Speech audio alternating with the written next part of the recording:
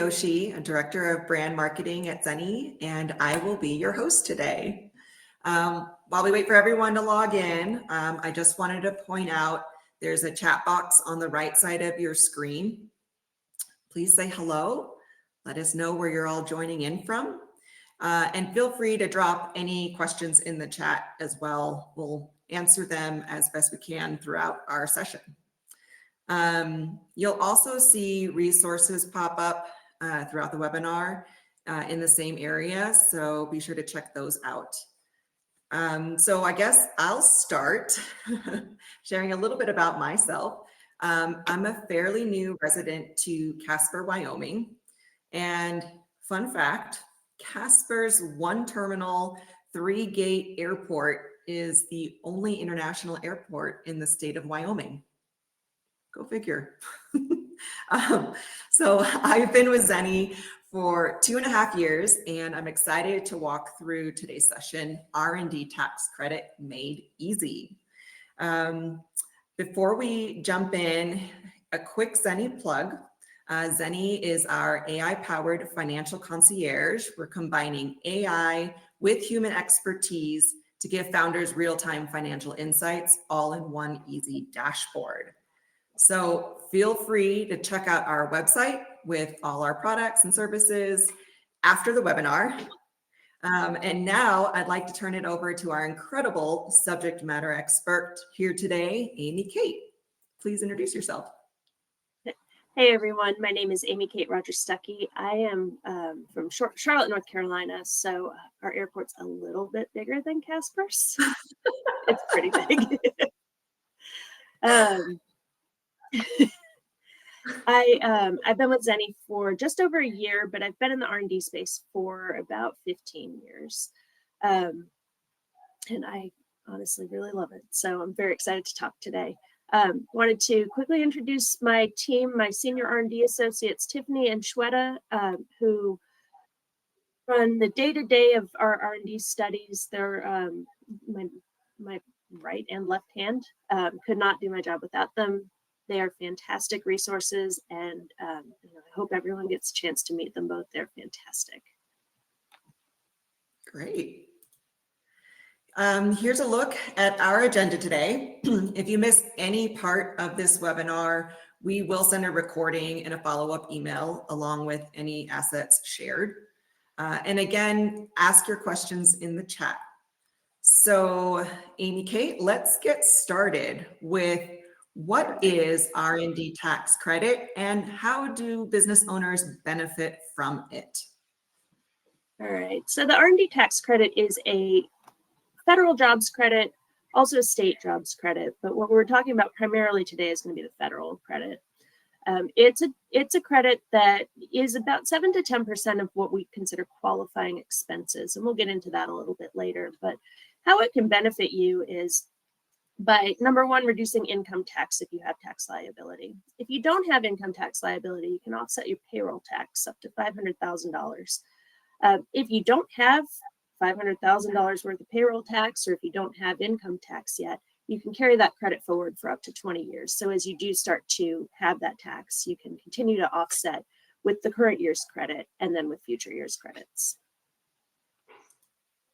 One really interesting factoid, did you know over 10 billion in tax saving is achieved annually by US business claiming the R&D tax credit, yet over 4 billion is left unclaimed. So let's make sure that you're not one of them. So let's go into how do you know you even qualify for R&D tax credit? All right, so the first step is to look at work being performed in the United States. So as I said, it's a federal jobs credit. The biggest driver is going to be internal labor, but we can also look at contractors who are sitting in the US doing work in the US. Now, if you have contractors overseas, if you have employees overseas, in addition to the people in the US, that's fine. The rest of the credit doesn't necessarily depend on everything sitting in the US, but we do need some of it to sit in the US, the qualifying expenses and the work that's associated with those.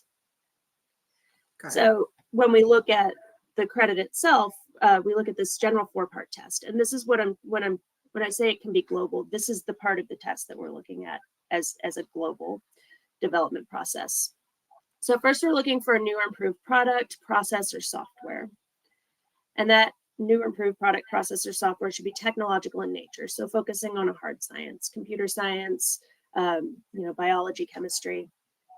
Then we look for a technical uncertainty.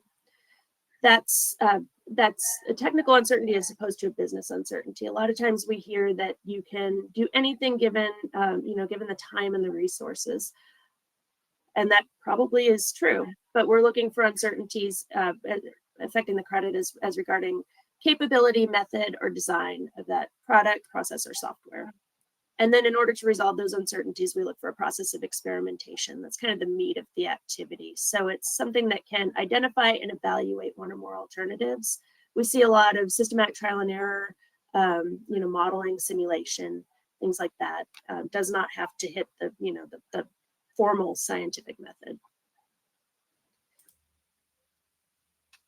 And then as we look at that work, what we want to make sure is that you're maintaining ownership of the research and that you're at financial risk for the work being performed. So if the work is funded by a third party, that is, if you're doing, if you're doing work under a grant, if you're doing work for a customer, it may not qualify, but it may qualify, and that's where you want to get an expert involved to make sure that the work is eligible for the credit. So I know that can feel like a lot of information to absorb. So I want to give a second to see if there are any questions. We have prepared an R&D tax credit guide, kind of consolidating all of this information, so you don't need to memorize it. So I'm just going to quickly check to see if we have any questions. No, great.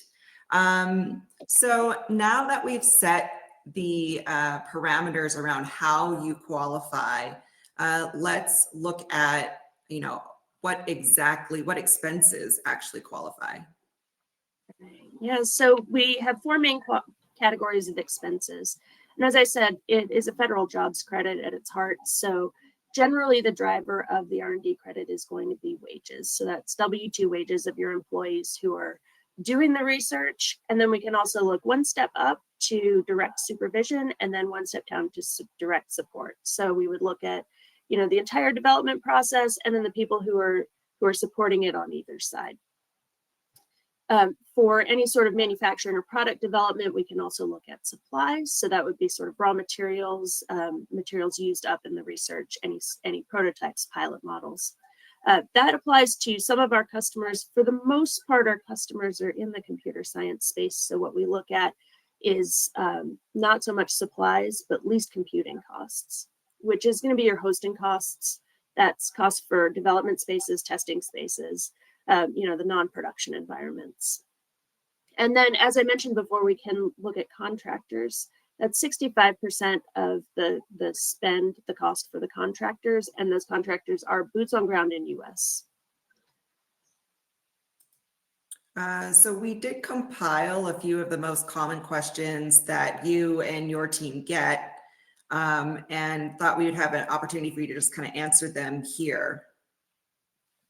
Yeah, absolutely. So if you have employees doing research overseas, but you're in the United States, we want to make sure that we are looking at all of the activities to qualify the projects, but only the activities in the United States as qualifying for the credit itself. And the second question, and we do get this one, I probably get this one every week. What if my R&D contractors are outside the United States, but I'm paying them in the United States? It is unfortunately a boots on ground test. Now we're going to talk about Section 174 in a couple slides. We do want to make sure that we've identified those contractors outside the United States for that purpose. We'll kind of get into that, but for the credit itself, we're only looking at boots on ground in the US. Now, what if my R&D costs are being reimbursed by a parent company? I talked about the funding issues in the last couple of slides. If it's a parent company, it is not considered funded research. If your costs are being reimbursed by your parent company, we can still qualify those R&D costs for the credit. And then one that we also get a lot is, what if my project fails? Do I still qualify? Yes, you absolutely still qualify. The credit is not dependent on success of the research. In fact, we see failure as a good indication that there was a lot of technical uncertainty and that there were a lot of attempts to resolve it, and ultimately it just didn't work out for some reason. As the saying goes, if at first you don't succeed, try again. And for anyone interested in understanding what their potential R&D credit could look like, you should see a link pop up for our R&D calculator. We've created this so that you can get an idea of what your potential credit would look like.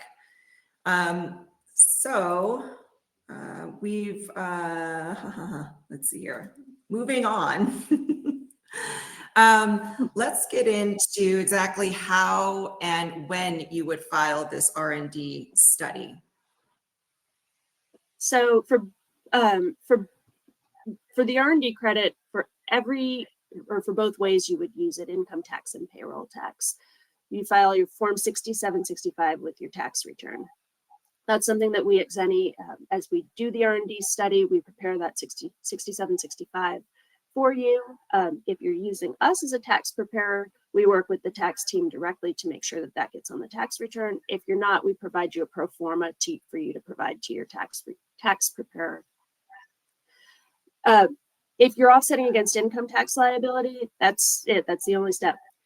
If you're offsetting against payroll taxes, then you will also include Form 8974 in your payroll tax return.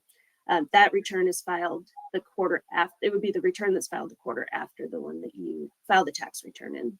So for most people, you would file your tax return, say in Q2, it would go on the Q3 payroll tax return.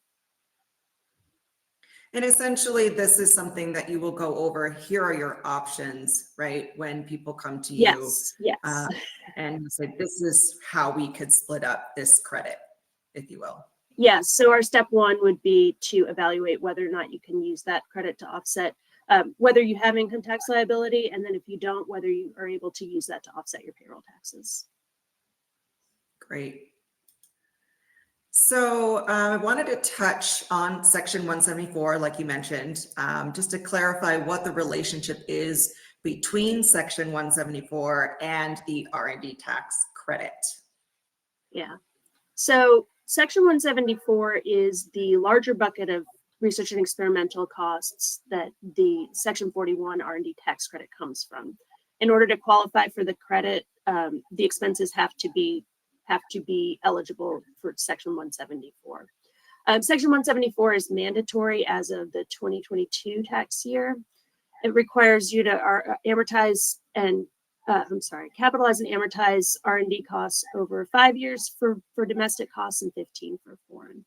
That's why I said it's important to make sure that we identify where those foreign contractors and resources are, so that those are also included.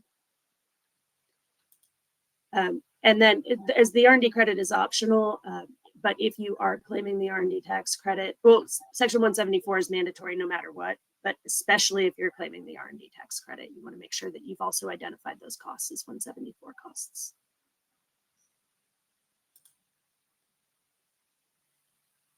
So as I said, the R&D tax credit relies on the 174 classification. So we start with the 174 costs and kind of pare them down to what's eligible for the credit. That's the main way that it's going to affect your credit, is that you can't include something in the R&D credit that you aren't also including in Section 174. So if you find some additional, or if you find some additional costs that would qualify for the R&D credit, you're also going to want to make sure that they're included in the 174. It can affect your taxable income, so a higher tax liability. If we're working on the R&D credit, that's also going to help offset that taxable income. But you want to make sure that you don't ignore it, because it is a big audit risk, especially if you're claiming the R&D tax credit. If you're claiming the R&D tax credit and you haven't capitalized those 174 costs, that would be a huge red flag. Great. I will pause here really quick just to see if we have any questions. And also in addition, you'll find another handout really breaking down all the details for section 174. So again, don't have to memorize all this information. You should be able to find it there. And we do have a question, Amy Kate. I'll go ahead and click this from Carlton. Does the parent company get to write off the R&D for the tax credit, or is it just your direct company? That's a great question. So it depends. Well, so generally it would be the credit comes to the company who is actually spending the money, actually doing the research. Only one company is able to take advantage of the credit at any given time. So what we do look at is in a parent subsidiary situation, we look at the credit on a controlled group basis. So you would calculate the credit for the whole group and then allocate it to each member of the group proportionally with their R&D spend. Great. All right, so let's go on to, I think the question everyone really wants to know is when will you see the money? Show me the money.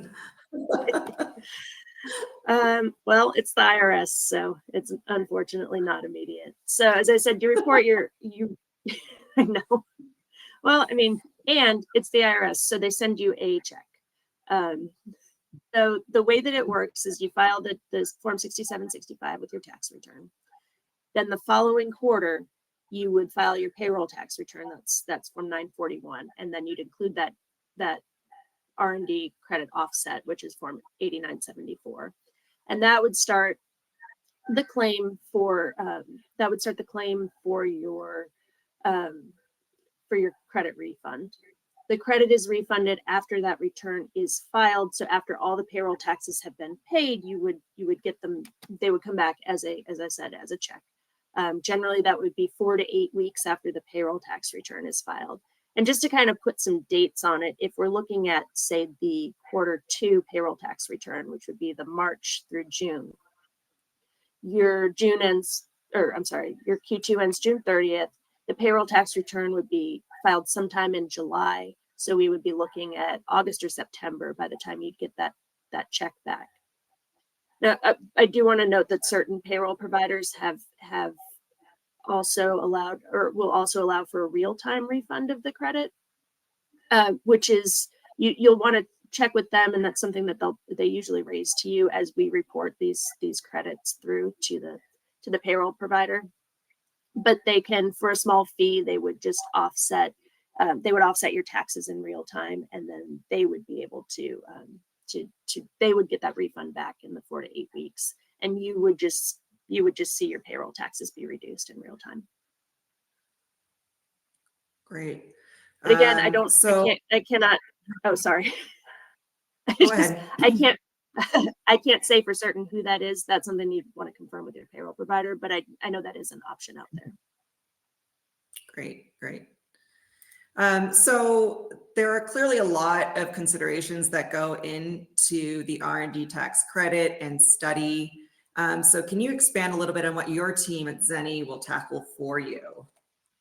Yeah. So what we start with is digging into the research itself. So talking about your projects, talking about what you're doing, who's involved, what uncertainties have you encountered, how have you tried to resolve those, make sure that the projects themselves qualify. And then we start looking at expenses. And if you are a Zeni bookkeeping customer, we're able to do that just kind of through the back end, gather those expenses. If you're not, that's something that we would gather directly from you. We look at those expenses. We look at what we know qualifies as R&D, what we know is potentially qualifying, and we would bring those expenses to you and get, because you're the expert on how your business runs, we would get the input from you on how much time people are spending, what activities they're involved in, what projects they're actually involved in. And then we review that in conjunction with the tax laws, make sure that we have established that we've checked all our boxes, dotted our I's, crossed our T's. And then we also make sure that we're not leaving money on the table. So sometimes we'll see, sometimes we'll see a job title that looks like somebody could be heavily involved in research, and then and what we see is, oh, they're spending maybe 50% of their time. And we would come back and say, are you sure? Do you want to talk about what specific activities they're involved in? And a lot of times when we do that, we'll see that, in fact, they're much more involved than it was estimated to be at the beginning. It's, they're spending a lot of time doing some administrative stuff, but they're actually spending a lot of time doing business requirements. There's a lot of time doing direct supervision. There's a lot of time doing testing. And then we also make sure that we've mitigated the risk of errors. A big one is the payroll tax credit. If eligible, not being properly claimed, we're claiming it on a timely filed return, and there's a box to check. That's a particular one that we look at.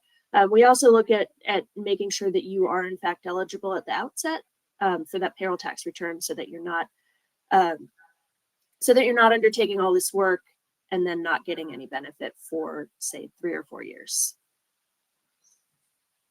Totally makes sense. I do want to highlight a few key wins for the R&D tax team.